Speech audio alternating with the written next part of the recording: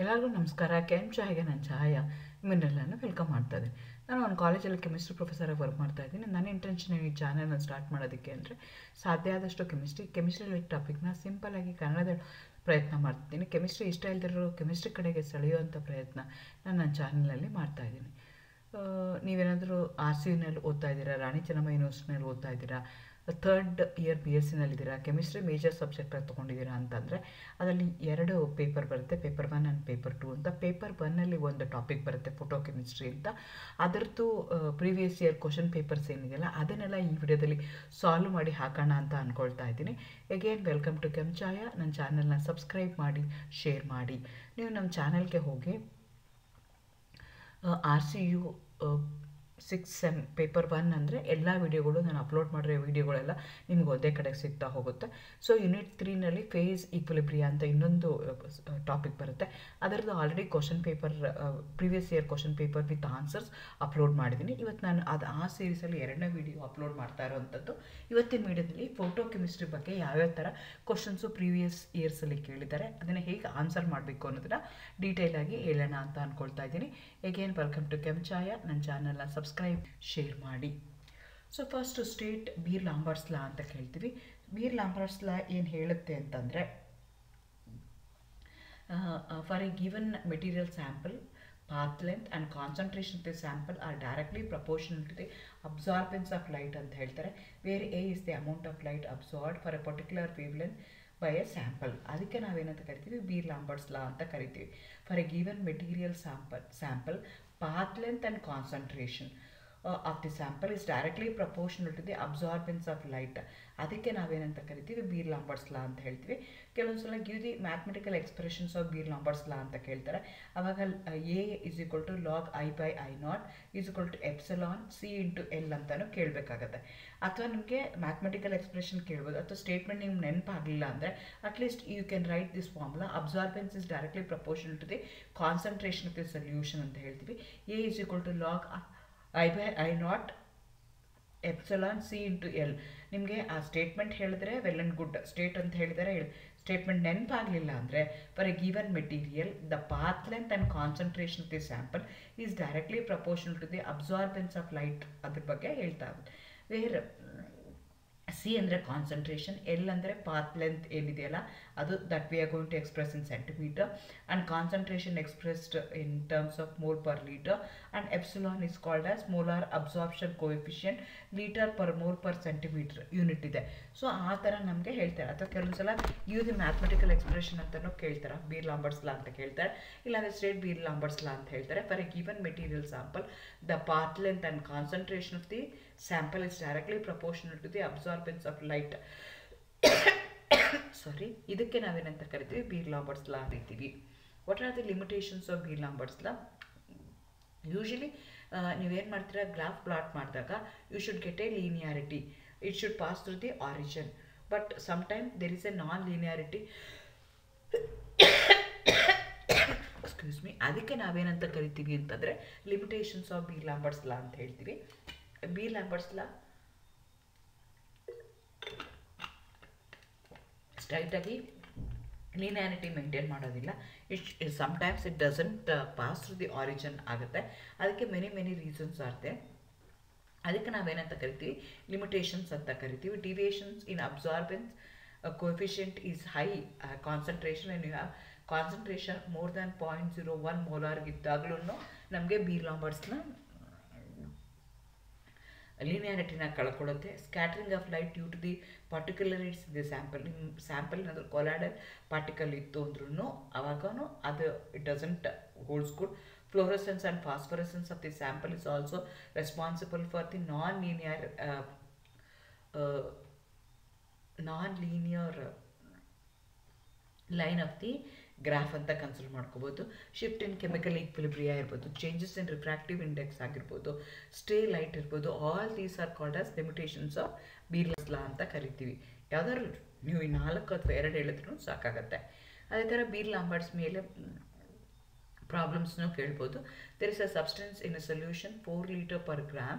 The length of the cuvette is 2 centimeter and only 50% of the solution of the light is transmitted.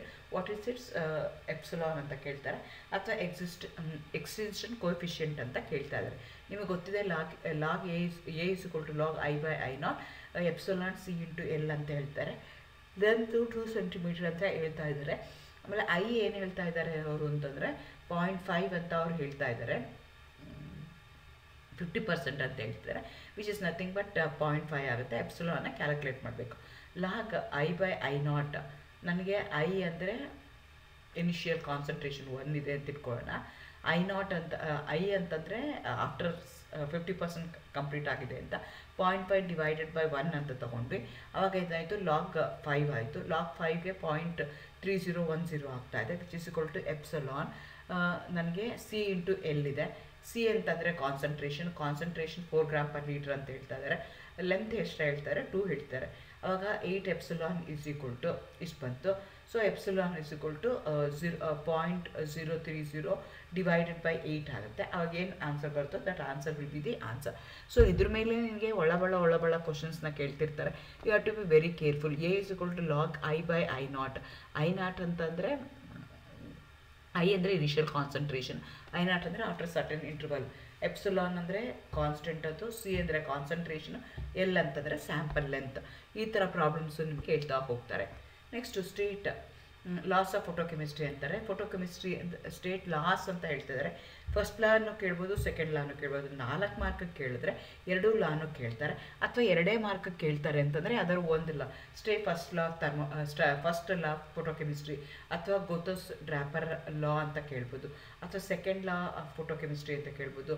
Einstein's photochemical equivalence theory ಅಂತ ಹೇಳ್ಬೋದು, ಲಾ ಅಂತ ಹೇಳ್ಬೋದು. ಆ ಥರ ಅವರು ನಿಮಗೆ ಕೇಳ್ತಾ ಹೋಗ್ತಾರೆ. ಫಸ್ಟ್ ಲಾ ಏನು ಹೇಳುತ್ತೆ ಅಂದರೆ, it's only they absorb light radiation that are effective in producing a chemical reaction. ಯಾವುದೇ ಒಂದು ಕೆಮಿಕಲ್ ರಿಯಾಕ್ಷನ್ ಆಗಬೇಕು, ಫೋಟೋಕೆಮಿಕಲ್ ರಿಯಾಕ್ಷನ್ ಅಂದರೆ there should be absorption of radiation that are effective in producing a chemical reaction. It is only the absorbed light radiation that are effective in producing the chemical reaction. ಯಾವುದೋ ಒಂದು photochemical reaction ಆಗಬೇಕು ಅಂತಂದರೆ absorption of light ಆಗಲೇಬೇಕು, absorption of light radiations ಇರಲೇಬೇಕು ಅಂತ ಹೇಳುತ್ತಲ್ಲ, ಆ ಲಾಗೆ ನಾವೇನಂತ ಕರಿತೀವಿ, ಫಸ್ಟ್ ಲಾ ಆಫ್ ಫೋಟೋಕೆಮಿಸ್ಟ್ರಿ ಅಂತ ಹೇಳ್ತೀವಿ. ಸೆಕೆಂಡ್ ಲಾ ಏನು ಹೇಳುತ್ತೆ, Einstein's law of photochemical equivalence anta. In a photochemical reaction, each molecule taking part in a chemical reaction absorbs only one quantum of radiation. First law ಏನು ಹೇಳುತ್ತೆ ಅಂದರೆ ಅಬ್ಸಾರ್ಪ್ಷನ್ ಆಫ್ ರೇಡಿಯೇಷನ್ ಆದರೆ ಮಾತ್ರನೇ photochemical reaction ಆಗುತ್ತೆ ಅಂತ ಹೇಳುತ್ತೆ. Second ಲಾ ಏನು ಹೇಳುತ್ತೆ ಅಂದರೆ each molecule which is taking part in that chemical reaction after absorbing the radiation going to absorb only one quantum of radiation. ಒಂದು ಮಾಲಿಕ್ಯೂಲು ಒನ್ ಕ್ವಾಂಟಮ್ ಆಫ್ ರೇಡಿಯೇಷನ್ನ ಅಬ್ಸರ್ವ್ ಮಾಡುತ್ತೆ ಅಂತ ಹೇಳ್ತಾರೆ. ಅದೇ ಥರ ಡಿಫೈನ್ ಕ್ವಾಂಟಮ್ ಎಫಿಷಿಯನ್ಸ್ ಅಂತ ಕೇಳ್ತಾರೆ. Quantum efficiency is defined as the number of molecules reacted or form per photon of light absorbed is termed as quantum yield. Usually ನಮ್ಮ ಮುಂಚೆ ಹೇಳ್ದಂಗೆ ಫಸ್ಟ್ ಲಾ ಸೆಕೆಂಡ್ ಲಾ ಎರಡೂ ಸೇರಿಸಿ ಹೇಳ್ತಿದ್ದಾರೆ. ಫಸ್ಟ್ ಲಾ ಏನು ಹೇಳುತ್ತೆ ಅಂತಂದರೆ ಎಲ್ಲ ಅಬ್ಸರ್ವ್ ಆಗೋ ರೇಡಿಯೇಷನ್ಸ್ ಅಬ್ಸರ್ವ್ ಆದರೆ ಮಾತ್ರ ಫೋಟೋಕೆಮಿಕಲ್ ರಿಯಾಕ್ಷನ್ಸ್ ಆಗುತ್ತೆ. ಇವರು ಹೇಳ್ತಾರೆ each molecule which is taking part in a photochemical reaction going to observe one quantum of energy. That quantum of energy we are going to call express in photon. So ಹಾಗಾಗಿ quantum is equal to number of molecules reacted or formed divided by number of photons absorbed ಆಗುತ್ತೆ. ಅಥವಾ number of molecules reacted or formed divided by number of Einstein absorbed. The number of photons ಅದಕ್ಕೆ unit ಏನು ಹೇಳ್ತೀವಿ, Einstein ಅಂತ ಹೇಳ್ತೀವಿ. So Einstein of energy absorb ಮಾಡ್ಕೊಂಡಿರುತ್ತೆ, ಫೋಟೋನ absorb ಮಾಡ್ಕೊಂಡಿರುತ್ತೆ, ಅದನ್ನು ನಾವಲ್ಲಿ ಹೇಳ್ತಾ ಹೋಗ್ತೀವಿ. What is photosensitization, give an example ಅಂತ ಹೇಳ್ತಾರೆ. ಇದನ್ನು 2 ಮಾರ್ಕ್ಸ್ ಕೇಳ್ತಾರೆ ಅವರು.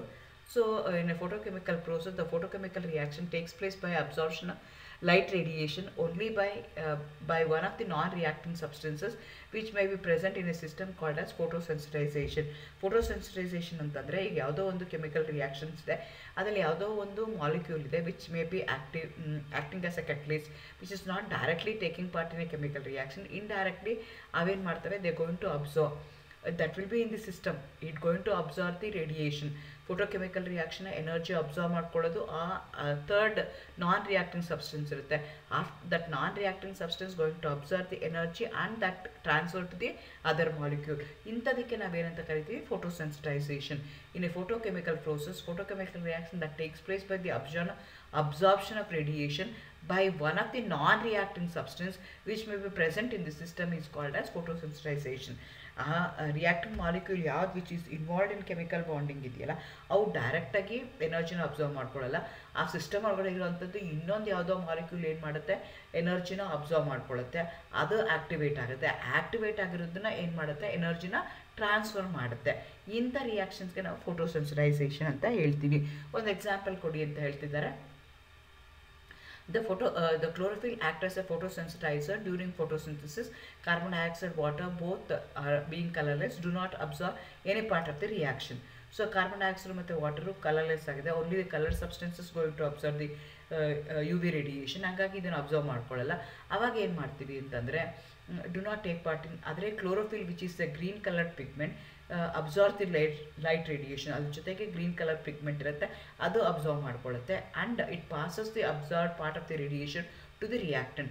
ಕ್ಲೋರೋಫಿಲ್ ಏನು ಮಾಡುತ್ತೆ, ತಾನು ಫೋಟೋಕೆಮಿಕಲ್ ರೇಡಿಯೇಷನ್ಸ್ನ ಅಬ್ಸರ್ವ್ ಮಾಡಿಕೊಂಡು ಆ ಎನರ್ಜಿ ಏನಿದೆಯಲ್ಲ that will be pass on to one of the both the reactants, carbon dioxide ಮತ್ತು ವಾಟರ್ಗೆ ಅದು ಕೊಡುತ್ತೆ. Thus it is an evident process that will not take in the absence of chlorophyll or a sunlight. So chlorophyll is called as photosensitizer ಅಂತ ಕರೀತಾರೆ. So chlorophyll ನಾವು ಫೋಟೋಸೆನ್ಸಿಟೈಸರ್ ಅಥವಾ ಫೋಟೋಸೆನ್ಸಿಟೈಸ್ material ಅಂತ ನಾವಿಲ್ಲಿ ಕರಿತಾ ಹೋಗ್ತೀವಿ. ಅದೇ ಥರ ಇನ್ನೊಂದು ಎಕ್ಸಾಂಪಲ್ ತೊಗೊಳ್ಳೋದಾದರೆ, when mercury vapours mixed with hydrogen and expose to the UV radiation, the energy absorbed by mercury vapor is utilized to break the hydrogen molecules into atom. So ಇದಕ್ಕೆ ನಾವೇನಂತ ಕರಿತೀವಿ ಅಂತಂದರೆ, ಇಲ್ಲೇನಾಗ್ತದೆ, ಮರ್ಕ್ಯುರಿ ಏನು ಮಾಡುತ್ತೆ, ಎನರ್ಜಿನ ಅಬ್ಸರ್ವ್ ಮಾಡ್ಕೊಳ್ಳುತ್ತೆ, ಅದು excited ಸ್ಟೇಟ್ಗೆ ಹೋಗುತ್ತೆ, ಅದು in turn going to react with hydrogen ಮತ್ತಲ್ಲಿ ಇದು ಮಾಡುತ್ತೆ. ಇಲ್ಲಿ ಮರ್ಕ್ಯುರಿನ ನಾವು ಫೋಟೋಸೆನ್ಸಿಟೈಸರ್ ಅಂತ ಕರಿತೀವಿ. ಈ ಪ್ರೋಸೆಸ್ಗೆ ಫೋಟೋಸೆನ್ಸಿಟೈಸೇಷನ್ ನಾವು ಕರಿತಾ ಹೋಗ್ತೀವಿ. ಎಕ್ಸ್ಪ್ಲೇನ್ ವಿತ್ ಸೂಟಬಲ್ ಎಕ್ಸಾಂಪಲ್ ಅಂತ ಹೇಳ್ತಾರೆ. ಫಾಸ್ಫರಸೆನ್ಸ್ ಇರ್ಬೋದು, ಕ್ಯುಮಿಲುಮಿನಿಸೆನ್ಸ್ ಅಂತ ಕರಿತೀವಿ, ಬಯೋಲುಮಿನಿಸೆನ್ಸ್ ಅಂತ ಕರಿತೀವಿ, ಫ್ಲೋರಸೆನ್ಸ್ ಅಂತ ಕರಿತೀವಿ. ಇದೆಲ್ಲ ಜಬನಸ್ಕಿ ಗ್ರಾಫ್ ಅಂತ ಬರುತ್ತೆ, ಡಯಾಗ್ರಾಮ್ ಅಂತ ಬರುತ್ತೆ. ಅದರಲ್ಲಿ ಇಂಟರ್ನ್ ಇದನ್ನೆಲ್ಲ ಎಕ್ಸ್ಪ್ಲೇನ್ ಮಾಡ್ತಾ ಹೋಗ್ತಾರೆ. ಮೊದಲನೇದು ಫಾಸ್ಫರಸೆನ್ಸ್ ಅಂತ ಹೇಳ್ತಾರೆ. There are certain substances which continue to glow for some time even after the external light is cut off. This process is called as ಫಾಸ್ಫರಸೆನ್ಸ್ಗೆ ನಾವು ಫ್ಲೋರಸೆನ್ಸ್ ಅಂತಲೂ ಕರಿತೀವಿ. ಅದೇ ಥರ ಕೆಮಿಲುಮಿನಿಸೆನ್ಸ್ ಅಂದರೆ the emission of light in a chemical reaction at ordinary temperature is called as chemiluminescence. Actually this is exactly opposite to the chemical reaction. Chemical reaction ke we have to supply energy that result from the absorption of illi enagutte emission of light from the chemical reaction. The light emitted by the glowworms, it's a reverse of chemical reaction anta helತಾರೆ. ಅದೇ ಥರ bioluminescence ಅಂತ ಹೇಳ್ತೀವಿ. Emission of visible light accompanies chemical reaction that occur with in the living system, or it is the chemiluminescence of from a biological system. Chemiluminescence ಅಂತಂದರೆ without undergoing a chemical reaction at room temperature it going to give the light radiations, ಅದಕ್ಕೆ chemiluminescence ಅಂತ ಹೇಳ್ತೀವಿ. That takes place in biological ಸಿಸ್ಟಮ್ಗೆ bioluminescence ಅಂತ ಹೇಳ್ತೀವಿ. Glow of fireflies ಇರ್ಬೋದು. Emission of light result from the oxidation of A protein called as luciferin in the body of the atmospheric oxygen in presence of enzyme luciferase. ಕೆಲವೊಂದು flies ಏನು ಮಾಡ್ತವೆ ಅಂದರೆ glow ಆಗ್ತವೆ. So ಅದು that is an example for bioluminescence. ಅದೇ ಥರ fluorescence ಅಂತ ಕರಿತೀವಿ. Certain substances when expose to light or certain other radiation absorb the energy and then immediately start re-emitting the energy. Such substances are called as fluorescent substances and the phenomenon is called as fluorescence anta karithve. If the wavelength of the light emitted is same as the absorbed radiation, it's called as such phenomenon is called as resonance fluorescence antare. Example andre when Hg vapors exposed to radiation having 273.7 nanometer, the emitted will have also going to have the same wavelength. ಅದೇ ಥರ differentiate ಮಾಡಿ ಅಂತಾರೆ ಫ್ಲೋರೋಸೆನ್ಸು ಫಾಸ್ಫೋರಸೆನ್ಸ್ ಅಂತ. Phosphorescence ಅಂತಂದರೆ if the system observe the radiant energy and then emits it partially or completely almost instantaneously within 10⁸ second in the form of radiation. ಅದಕ್ಕೆ ಏನಂತ ಕರಿತೀವಿ phosphorescence. ಏನಾಗುತ್ತೆ, ಒಂದು ಲೋಯರ್ ಎನರ್ಜಿನಲ್ಲಿರುತ್ತೆ, ಲೋಯರ್ ಎನರ್ಜಿನಿಗೆ ಲೈಟ್ ಎನರ್ಜಿ ಸಪ್ಲೈ ಮಾಡಿದ ತಕ್ಷಣ it get excited, it go to higher energy state. Higher energy ಸ್ಟೇಟ್ಗೆ ಹೋದಾಗ ಅಲ್ಲಿ within a fraction of second, within a fraction of 10⁸ second it will come back. ಅಂಥದಕ್ಕೆ ಏನಂತ ಕರಿತೀವಿ ನಾವು ಫ್ಲೋರೋಸೆನ್ಸ್ ಅಂತ ಕರಿತೀವಿ. ಫಾಸ್ಫೋರಸೆನ್ಸಲ್ಲಿ ಏನಾಗುತ್ತೆ, again this also going to observe the energy completely or partially with a time log, not immediately. It takes some time. It going to go there to a higher energy state, it takes some rest, then it will come back. ಅಂತದಕ್ಕೆ ನಾವೇನಂತ ಕರಿತೀವಿ phosphorescence ಅಂತ ಕರಿತೀವಿ. If the it's emission ceases as soon as the source of existing radiation is removed. So radiation ಈಗ higher energy ಸ್ಟೇಟ್ಗೆ ಹೋಯಿತು ಮತ್ತು lower energy ಸ್ಟೇಟ್ಗೆ immediately ಬರ್ತಿದೆ. ಅದು ಎಲ್ಲಿ ತನಕ ಕಂಟಿನ್ಯೂ ಆಗುತ್ತೆ ಅಂದರೆ, ನೀವು ಹೈಯರ್ ಎನರ್ಜಿ ಕೊಡ್ತಾ ಇದ್ದರೆ ಲೋಯರಿಂದ ಹೈಯರ್ ಎನರ್ಜಿಗೆ ಹೋದರೆ ಆಗುತ್ತೆ, ಯಾವಾಗ ಸ್ಟಾಪ್ ಆಯಿತು ಅಂದರೆ ಇದು ನಿಂತೋಗ್ಬಿಡುತ್ತೆ. ಆದರೆ ಫಾಸ್ಫೋರಸೆನ್ಸ್ ಹಂಗಾಗಲ್ಲ, it continues for some time. After the external source remove ಮಾಡಿದ್ಮೇಲೂ ಅದು ಕಂಟಿನ್ಯೂ ಆಗ್ತಾ ಇರುತ್ತೆ. ಅದಕ್ಕೆ ನಾವೇನಂತ ಕರಿತೀವಿ ಫಾಸ್ಫೋರಸೆನ್ಸ್ ಅಂತ ಕರಿತೀವಿ. It can be stimulated by gases, liquid, solids, whereas it is stimulated only by solids phosphorescence. ಇಲ್ಲಿ ನಮಗೆ ನಾ ಹೇಳ್ದಂಗೆ ಜಬನಾಸ್ಕಿ ನಾವು ಡಯಾಗ್ರಾಮ್ನ ತೊಗೊಂಡ್ರೆ ಅಲ್ಲಿ ಏನಾಗುತ್ತೆ, S1ಇಂದ S0ಗೆ ಬರ್ತಾ ಇರುತ್ತೆ. S1 ಅಂದರೆ higher energy state, excited state. ಅದು S0 ಅಂದರೆ ಗ್ರೌಂಡ್ ಸ್ಟೇಟ್ಗೆ ಬರ್ತಾ ಇರುತ್ತೆ. S1 to S0 transition which is a quantum mechanically hello transition. ಅದೇ ಥರ ಇದನ್ನು ತೊಗೊಂಡ್ರೆ ಫಾಸ್ಫೋರಸೆನ್ಸ್ ತೊಗೊಂಡ್ರೆ T1ಇಂದ T0ಗೆ ಬರುತ್ತೆ, ಟರ್ಷರಿ ಸ್ಟೇಟ್ ಅಂತ ಕರಿತೀವಿ. Transition is a quantum mechanically forbidden transition. ಇದು ಫರ್ಬಿಡನ್ ಟ್ರಾನ್ಸಿಷನ್ನು ಆಗಿರುತ್ತೆ ನಿಮಗೆ. So these are the differences between fluorescence ಇರ್ಬೋದು. ಸೊ ಈ ರೀತಿಯಾಗಿ ಫೋಟೋ ಕೆಮಿಸ್ಟ್ರಿನಲ್ಲಿ these are the few questions, 2 marks ಇರ್ಬೋದು, 4 ಮಾರ್ಕ್ಸ್ ಇರ್ಬೋದು. ಆ ಕ್ವಶನ್ಸ್ನ ಅವರು ಪ್ರೀವಿಯಸ್ ಕ್ವಶನ್ ಪೇಪರ್ಗಳಲ್ಲಿ ಕೇಳ್ತಾರೆ, ಅದನ್ನು ನಾನು ಸಾಲ್ವ್ ಮಾಡೋಕ್ಕೆ ಈ ವಿಡಿಯೋದಲ್ಲಿ ಟ್ರೈ ಮಾಡಿದ್ದೀನಿ. Thank you, all the best, good luck.